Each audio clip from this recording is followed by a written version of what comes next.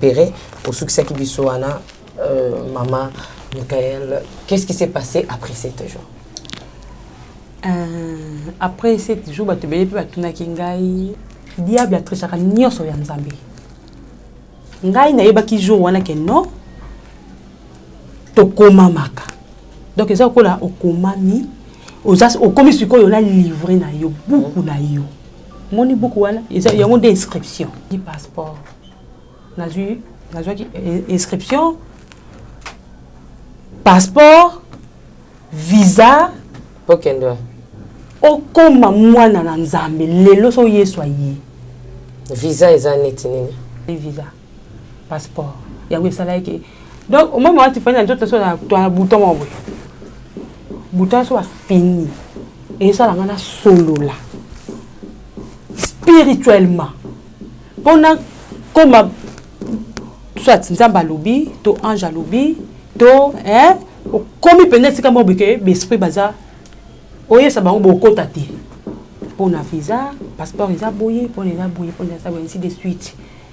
Tant que Seigneur a qui une fois bona, papa les molo talata qui ba casque moko nene bo robe moko nene pesa avant de na quitter moko. Na la taille papa le to Seigneur. Papa le. OK. Monde spiritualité za makambo belé. OK. Ba secret wana kaka fo Yesu nde a la kisayo. Et ça peut makambo mususu peta mususu Jean Mona.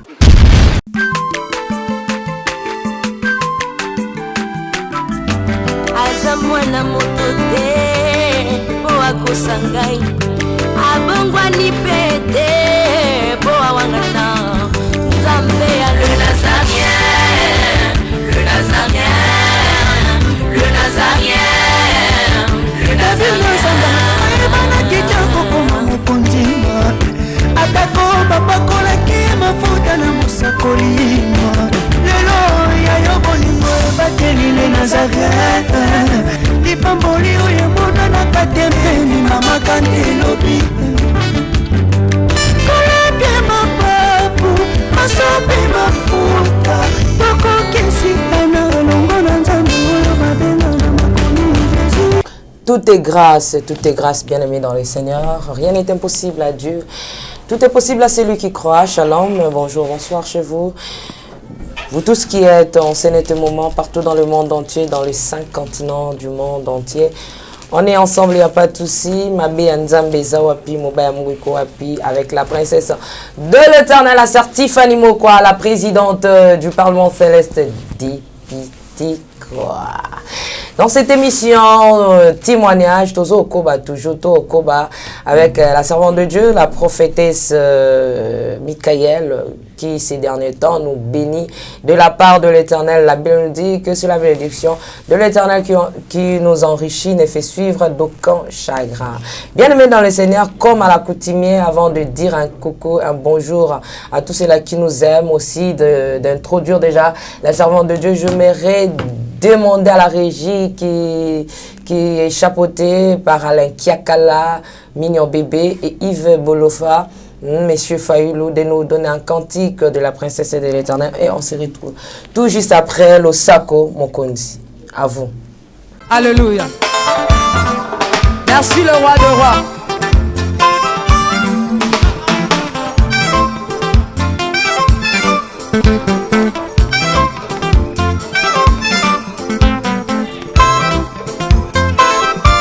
Alléluia.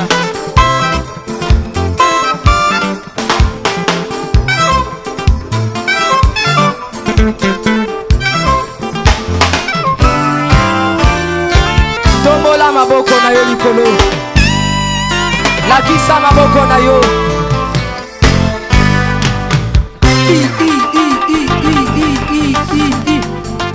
Sakat. Sakat. On y va. Ah. Salaboy, Salaboy. Assis sur son trône. Salaboy. On y va. Assis sur son trône. Encore. Encore. Encore. Ah, ah, ah. Afandi na ngwende na ye. Yesu azaya kofanda. On y va.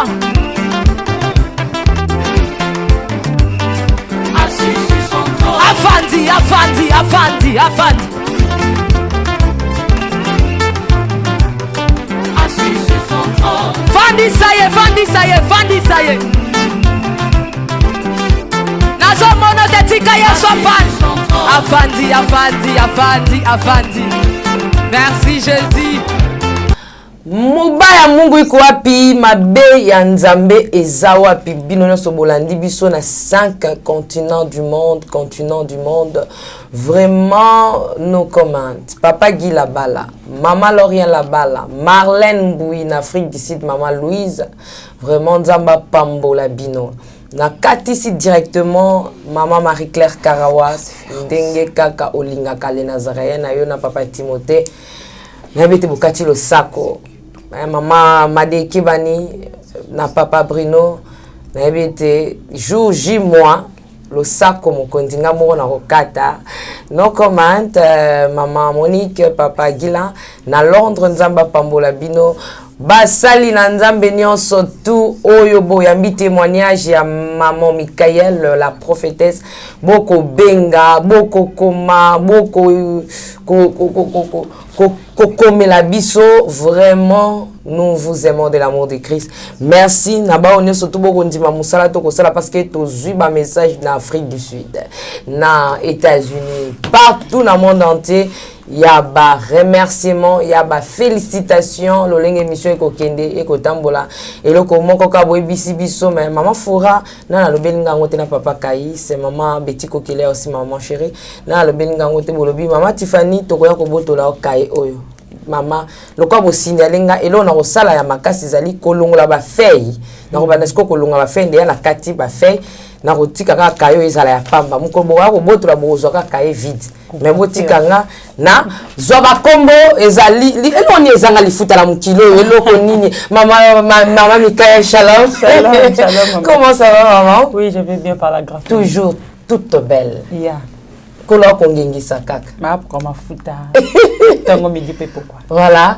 Vraiment ba nzambe ba kolando pesa bango na mbote ba shalom na bango. Nango pesa ba nzambe mingi. Alléluia.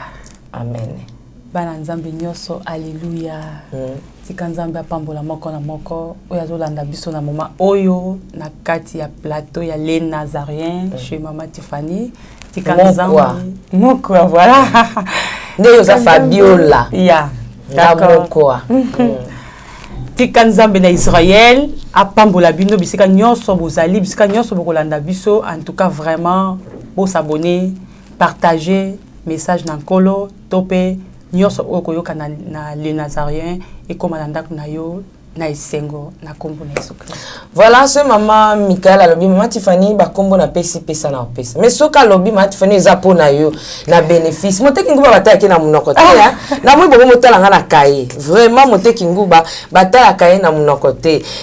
Biso to teka te mais to sa msala nkolo ce ko la pesi nga moi 2-3 kombo na bombi. Mais aujourd'hui maman Michael na habite est-ce que bato pe ba kozali ya kopamba ba ko benga vraiment. En tout cas bato ba benga ebele. Ne ba benga biso pe. En tout cas ebele. Na habite nde ba benga bino mais o nga na zozo na téléphone nga en tout cas ebele lobby. Na so tuka boye. Ah na bajo lela nga bia nkola ki. Pona za na pongi na zo ka mwata mo ya samusa. Donc ay o ya lingi aye abengi yo Michael kota na chambre buka mabolongo na se. Bondela pona boye. Soit na ko vanda pe ka boye o mona bazoazo na baki bandeke. Wa bandeke ba loba na yoka. Tom so mona ngungi. Aleki na to na droite à lobby.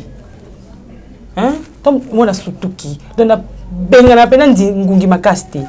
To ndine insecte ndo soka ya lingi, insecte ndo so ya lingi ko utiliser mukolo wana. Soki asaleli yango pesa nga message pesa nga. Soki pe alingi anja mona na boye. To amona na likolo to banzete zo ningala. Même pépé zo pesa na banzete mais zo loba no quelque chose.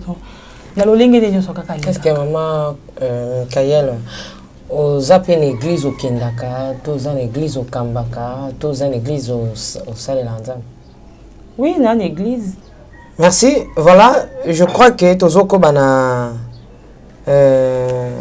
ma question. Na Tozoko ba toujours ma question, mais na ozon en place au tika kibiso mkolana après 7 jours au lobby au monaki makambo.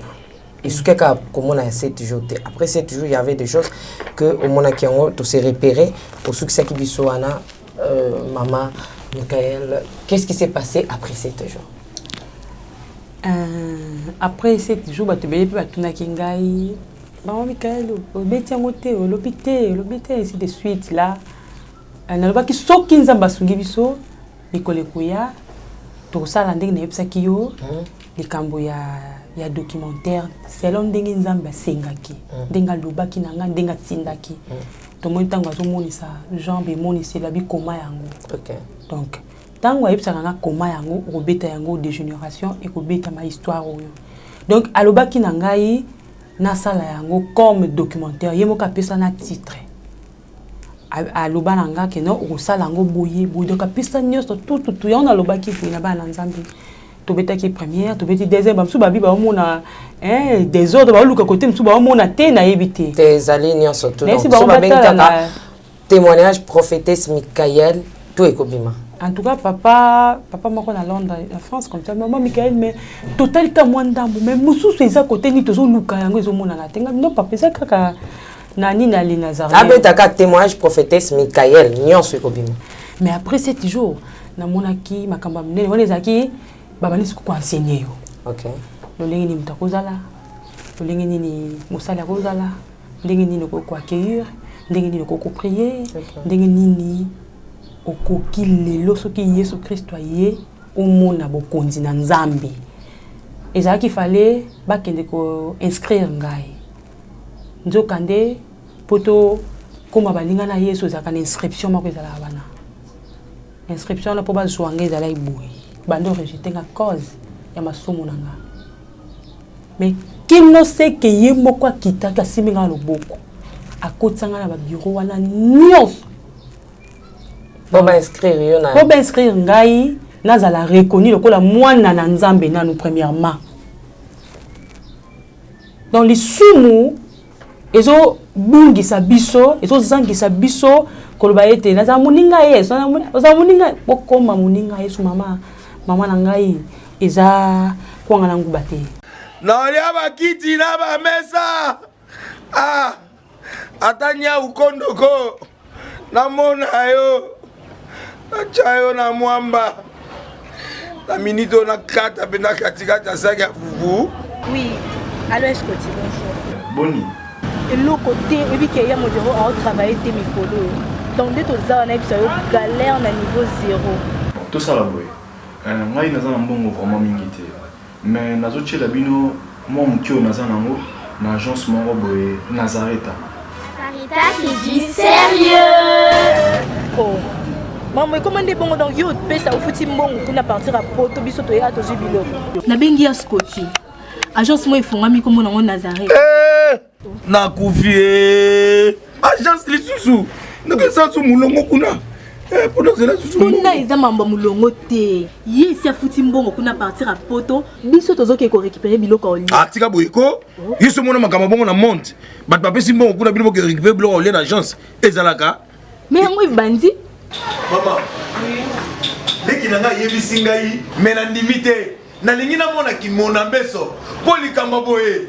Na monde na ne salamate. Mama yebisa ngai.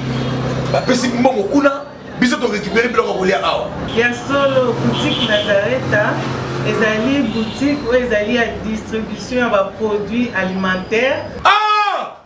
Na sali poto sunga bandeko oyo même ba oyo bazana na peu de ressources. Comme la boîte bandeko on bazana niveau à Kinshasa même avec un petit rien. Donc à partir à $10, $15. Donc si on a un bon côté, nous devons na poto ko sunga yo a ozuka biloko kolia. Eh maman Nazareth nzamba pambola ya bakise mikole belé awa na sena mokili. Et bongo awa tozawa poto yeba adresse awa. La boutique Nazareth a été ici à Kubungate, toza sur avenue Monkoto numéro 1, direction Elengesa. Face à face na église catholique Saint-Vincent. Ah, direction Elengesa, Monkoto numéro 1, à face à l'église catholique Ah, Saint-Vincent d'école. Bon numéro de téléphone, vous en avez déjà vous en avez. On a 3 numéros pour Paris, vous en avez un numéro pour la Suisse, vous en avez un numéro pour la Suède. Ah! Non. Nazareth. Nous allons la Congo Sili. Julia, nous allons kangisa kia fufu. Ya modé, yo bandika na fufu. Oui, pour la Nazareth, tu as un système en bimbi, dans Bongo Shingo. Bon, ok. Vous allez Silio. Fonzamba linga, okoma muninga na yo moko pe, ocha volonté na yo pokoma muninga na Yesu.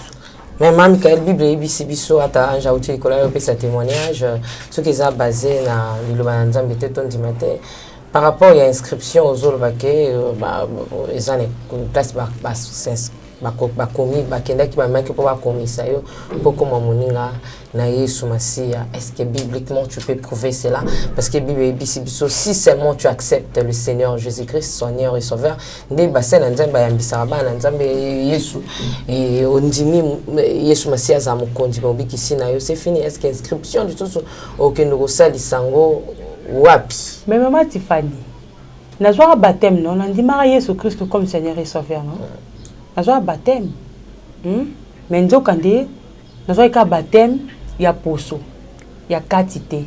OK baptême senge tozwa eza ya molimo santan ozui baptême o changer bon mono mo bebisa nini e bongwani siko pendant que yo lobi ke to papa saline musala na ye pasteur apesi au baptême mais kati ne bongwana te est-ce que oza moninga na Yesu na ko prouver yango naza na agenda la nga ko mama nyonso to ba date tout na ko marizali na prouver yango na oya nango na ko fungola na ko talisa na bana nzambe. Donc c'est un peu ça nga pe na yeba ki jour wana ke non ma Stéphanie mais tant on a sala ba délivrance ya ba sorcellerie mingi bana mingi ba bikata on sa mwana kirda ayi so ke mukolo oyo nazalaki bakendaki ko inscrire ngai na mai na sopa ki makila ya mutu tel pona zala inscrit diable atrechaka nyonso ya nzambe ngai na yebaki jour wana ke non tokoma maka donc eza kola okomami okomi sikoyo na livre na yo buku na yo moni buku wana eza yango de inscription donc buku na yo banda mukolo oyo yambi Yesu vrai Dieu ngoli motema nde makambo na yo nyonso ekozala na se ya buku na yo yango na mukola tango bazwa ki na loboko ba memi yo na lia inscription. Qu'est-ce que tu as vécu là-bas? On a mona ba bureau belé ba bureau saki belé ba bureau saki bokota bo bimi bokota bo na kuta pe batum pe belé ba yoko komisa mukolo wana mezaki okoto na mona ki atuka ba te belé ba yoko ça ba inscription. OK na pina do comprendre inscription ya nini mutasi meka ka ngora kenanga na obetango makasi tant to salango na nini mais non le baka na bana nzambe c'est ça. Donc inscription ezalaka passeport ezalaka. Passeport c'est quoi? Moi quand tu as un passeport pour permettre de avoir visa pour kende poto kende partout dans le monde autambola kunape na kutaki passeport na qui inscription passeport visa pokendo okoma mwana na nzambe lelo so yeso ayi visa eza neti nini? Bon ndeti visa par exemple oka ndeti ba serment na tala pe témoignage ni une fois na média habitant obeta so na bia oui amona kiango apeta moi histoire ne mo buye azala na vina masumu s'il plaît voir voler habita ki moi histoire moko azala na vina masumu mais na tango akendaki akutana pe ndeti na ba parler mon autre mais pas sur la na ye eloko esala ka sur la na été ezali visa passeport yango esala ke donc au moment où tu fais un autre sur un bouton mon boy bouton soit fini et ça la ngana solo là spirituellement pendant comme soit nzamba lobi to ange lobi to comme peut-être comme obeke l'esprit baza oye ça ba bokota te awa bokota te awa na nzoto botika bobima awa eza par moi babiloko wana moi te mais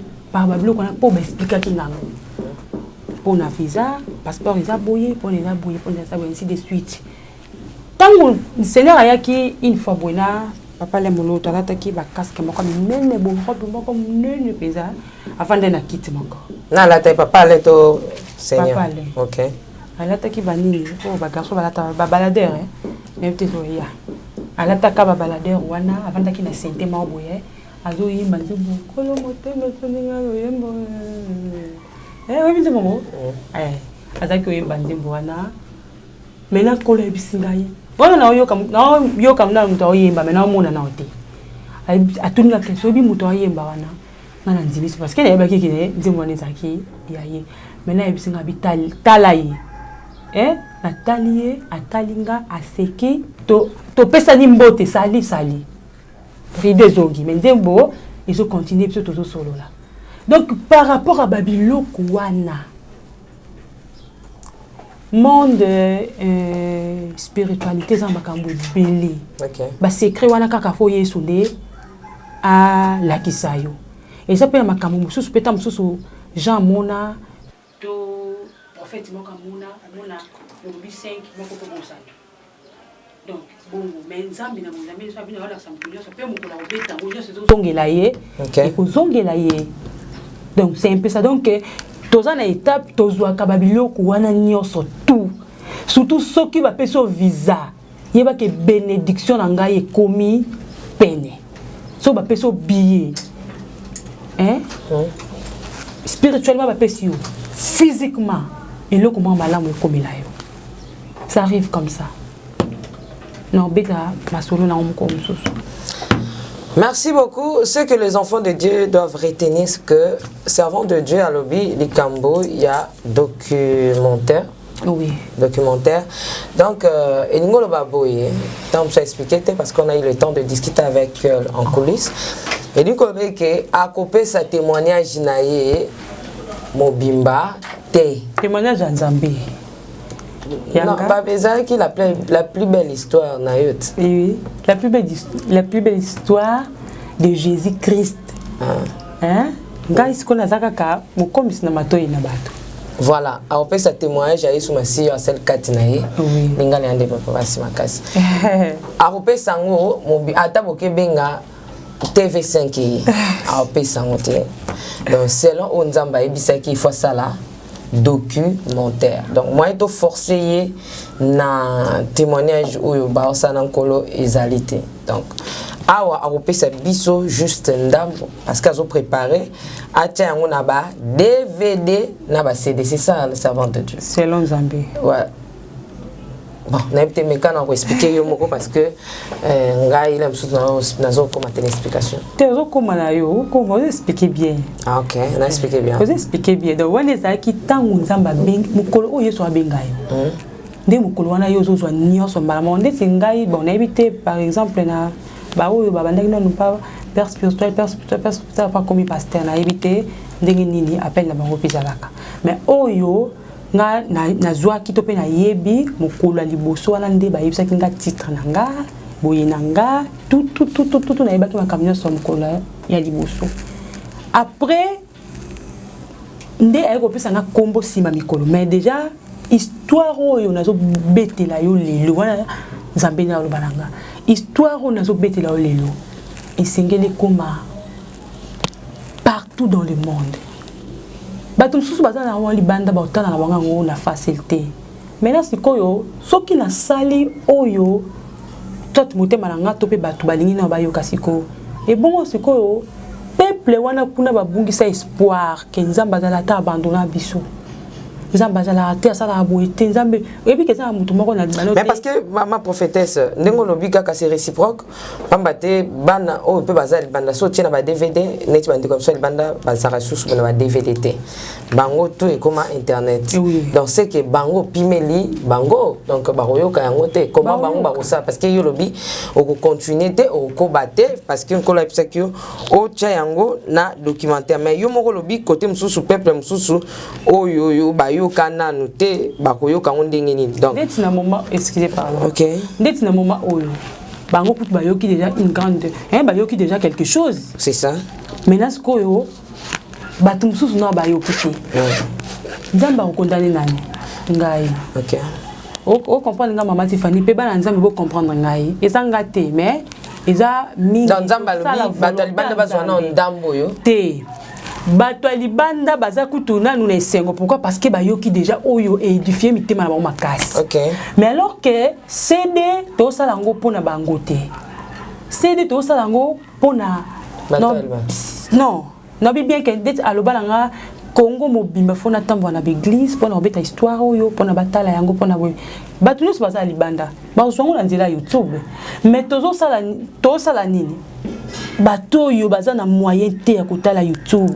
Donc si j'ai bien compris que prophétesse Salobi pour le témoignage à Sukinano Awawa. Donc azo préparé documentaire ndenge bayokana na nkolo oyo akochango na ba DVD na ba CD oyo kotambola na ba église. Donc bino bato banda bozwa yango na mikolo oyo soki ekoti na DVD nde soki mama Tiffany azwi yango soki pe tokosala documentaire wana tokozala to tokozala te seul Dieu est au contrôle mais bokozwa yango après na DVD ndinga kosala yango proprement dit ndinga zo koninga kosala yango na ndenge nzambe ayebisaki achango na documentaire nde bokosala nini bokozwa yango. Donc bo tenir le nazaréen regardez soki bomoni témoignage ya mama Michael et Katani. Donc Ezali les nazaréens, c'est ce que le Seigneur a dit à sa servante que épée sa maman bimbate. Et ça m'a DVD. Donc c'est juste ça. Non, et puis ça m'a bimbate te. Ndenge za wana tanto ça la documentaire. To banda bala les bande non. C'est na suka. OK. Donc ndenge bango na lobby dans sens que non, ba yoki kutu déjà o baninga mususu batu mususu na ba yoki te. Il y a une minute au moins de continuer témoignage exact. C'est ce que je dis. Moi, de continuer témoignage exact pour le moment. Donc, tout ce qui est aux alakales, sous ma question, j'ai des questions, réponses. Mais témoignage, prophétesse, ça continue à sous té. Mais à continuer té. O etikali et koko tana DVD. Tant que tana DVD, beaucoup soit kayango.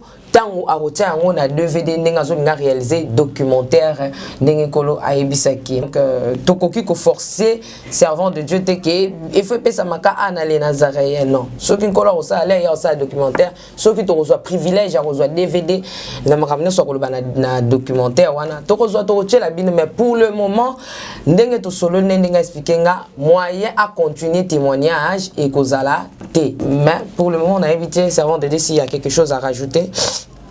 En tout cas, kola sona le kumu parce que tout ça l'émission et longo na Yesu Christ longo tombo komboni likola ba komboni oso deuxièmement bana nzambe nyoso bisika buzwami ndenge bolobi ke bolanda témoignage en tout cas na bokebi nyoso en tout cas nzamba bisaki ngai na mato ya mutu moko ekoko le kamera motema no elekate donc ekanga mana motema na yo makambo wana nyoso oyo yozo yoka na histoire tozo beta ezali oyo nzambe alakisaki donc mekana nkoluka penza ya kokima lisumu mekana nkoluka penza parce que yango ndeza clé eza base ya makambo ebele ya bomoi na biso luka penza yebisa nzambe sala ngangolu parce que aza capable de sala yo nzambe asunga yo nzambe apesa yo makasi nzambe apesa yo pe posa wana ya kokima mabe nzambe apambola bino bisika nyonso bozo benga en tout cas nzambe alola a visiter bandako na bino a mema changement à travers histoire oyo na génération na yo nzambe mema différence na kombo na Yesu Kristo. Amen. Amen, merci prophétesse. Je pense na mikolo koya tokozana posa na yo o etali dîme. To o me ko expliquer biso poto mono ba noro ba makamba offrande dîme nin. Est-ce que le Seigneur t'a aussi parlé de ça? To ko lukato s'est renseigné pour na yango na mikolo zo qu'est-ce que le Seigneur a le pour ande comme ça bi dîme ezalate yo zo ila biso ba noro pesa ba dîme ba offrande tout ça. Et que nous avons dit Kitunga et Mabonja. Toro solo la yango na émission Oekoya. Mais quant à moi, je vous dis merci, que le Seigneur vous bénisse. Bon, continuez à s'abonner à la chaîne Abino. On est ensemble, il n'y a pas de souci. Papa Guy Labala, Maman Lauriane, Maman Foura, Tabou papa Kaïs Nzamba Pambola bino maman Made I love you so much bande connaît surtout ya les Nazarayen na lingi bino mingi maman Petit Kokede on est ensemble y a pas de souci Nekab Nathalie Mo Sibou maman Netana Nzamba Pambola Marlène Mbouyi a Pambola bino ne so bande konangai Katina Yesu pourquoi pas maman Marie-Claire Kawa papa Timothée pasteur Richard Nyekese famille Piame Alain Kiakala Yves Bolofa bino surtout Nzambe a Pambola bino servant de Dieu toujours téléma déjà oui merci voilà nalingi bino mingi mais na mikolo ekoya tokozala na prophétesse en direct tozo bongisi yango en live soki nkolo akolinga. Quant à moi je vous aime beaucoup prophétesse, merci beaucoup, Nzambe apambola, ciao.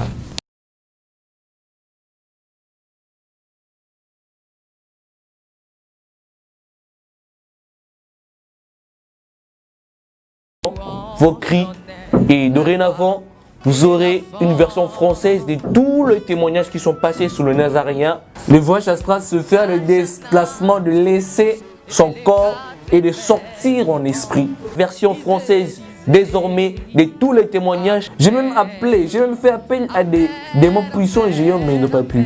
Ceci est un grand rendez-vous à ne pas manquer, un cadeau surprise que vous offre le Nazaréen. Abonnez-vous très massivement sur le Nazaréen News afin de ne pas rater cette occasion. Ces combats étaient sur le plan spirituel et le plan physique. Et ces témoignages vous sera présenté par votre digne serviteur Elé Père Bengoma. Attendez-vous à une grande bénédiction. Restez branchés, restez connectés parce qu'il y aura du lourd et il y aura du nouveau. Et que Dieu vous bénisse énormément et abondamment. Moi je demande par rapport à la robe, parce que vous avez expliqué la fois passée par rapport au pantalon. Shalom peuple de Dieu, que la paix de notre Seigneur Jésus nous comble, parce que tous nous avons besoin de la bénédiction de l'Éternel.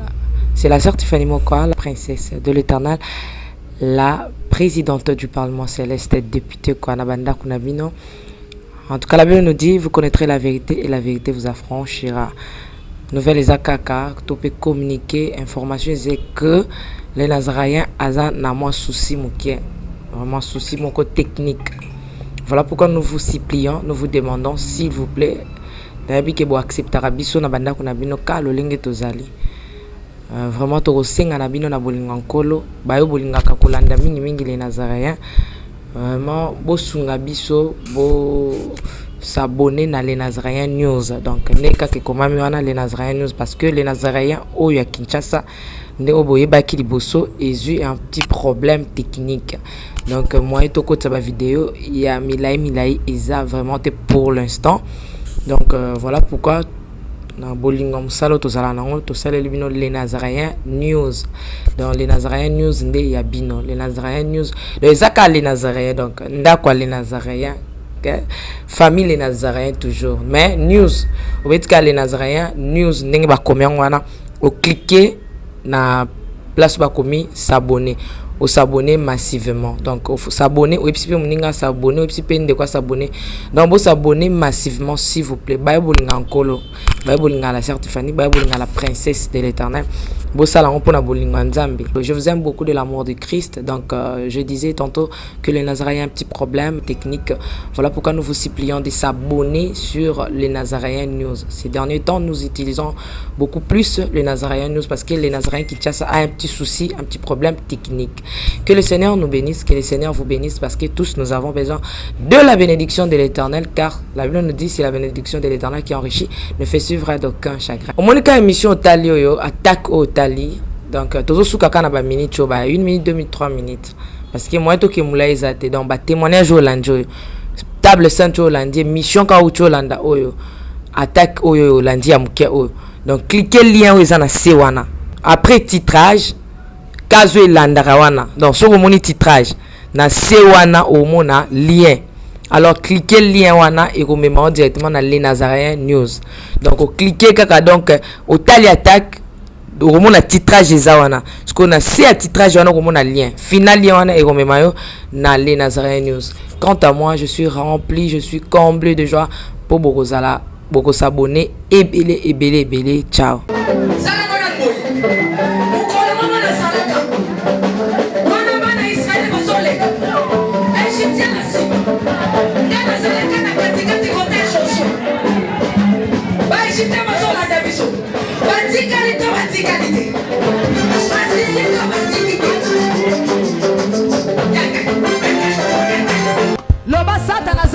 problème. Oh, asimbi kisi. Asimbi kisi. Et likambo kisi te yo peke no luka kisi na osala nini? Oh simba. Biso tozoye